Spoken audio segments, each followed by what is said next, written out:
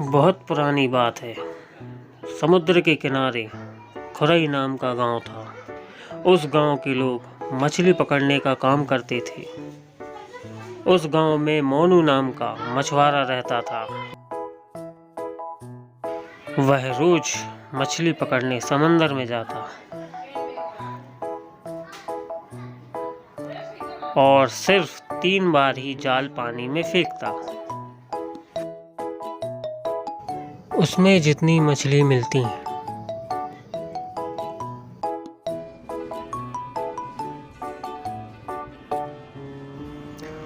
उनको बाजार में बेचकर वह अपना खर्चा चलाता।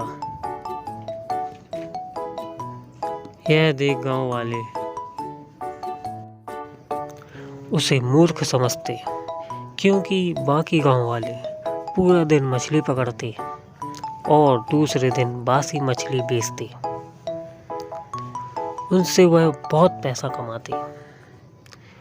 वहीं मोनू का मानना था, जितनी ज़रूरत उतनी ही मछली पकड़ के ताज़ी मछली बेचने से ईमानदारी बनी रहती है। वह किसी को धोखा देना नहीं चाहता था, लेकिन कभी कभी यह ईमानदारी उस पर भारी पड़ जाती, क्योंकि किसी दिन उसे समंदर से खाली हाथ वापस लौटना पड़ता। उसके बाद भी वह भगवान को कभी दोष नहीं देता। घर आकर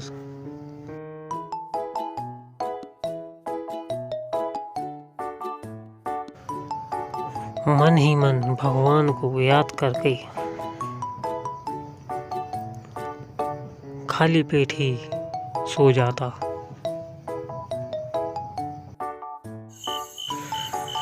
ऐसे ही दिन गुजरते रहे।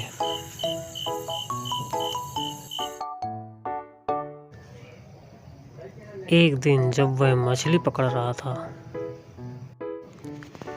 तो पहली बार जाल फेंका। उसमें उसे कुछ नहीं मिला। फिर दूसरी बार जाल फेंका, उसमें भी उसे कुछ नहीं मिला। वह भगवान का नाम लेकर तीसरी बार जाल फेंकता है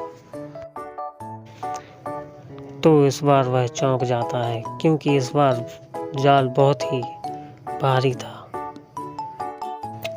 वह खुश होकर जाल जल्दी ऊपर खींचता है।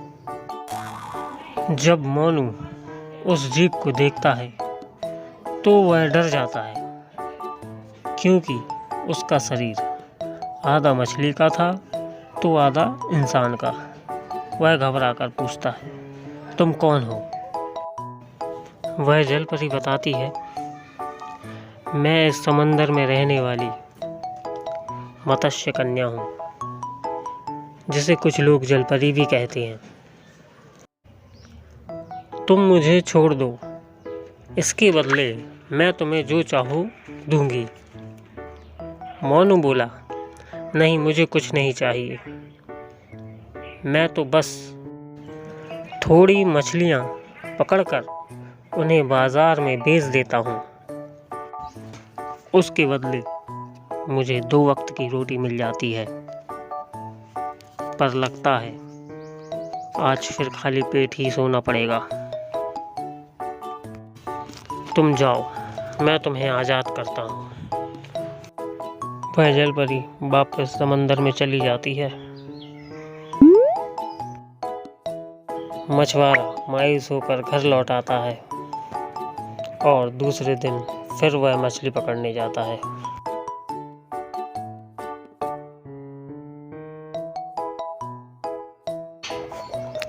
वह पानी में जाल फेंकता है और उसे कुछ महसूस होता है। वह मछली नहीं थी और ना ही कोई जलपरी। इस बार उसे हीरे मोती, सोना चांदी भरा हुआ एक बक्सा मिलता है। वह चौंक जाता है। तभी वहाँ वह जलपरी आ जाती है और कहती है, तुम्हारे जैसे नेक, दयालु, ईमानदार व्यक्ति को कभी भूखा नहीं रहना चाहिए। मेरी तरफ से यह तोहफा तुम्हारे लिए। इसे बेचकर तुम कुछ और रोजगार शुरू करो और आराम से जिंदगी जियो। और अगर जीवन में कभी भी किसी चीज़ की ज़रूरत हो तो इसी जगह आकर मुझे पुकारना, मैं आ जाऊंगी। अब मैं चलती हूँ।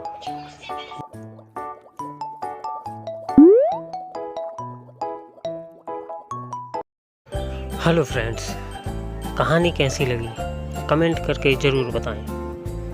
और हमारे चैनल पर नए हो तो चैनल को सब्सक्राइब करें, लाइक करें एंड शेयर करें। धन्यवाद।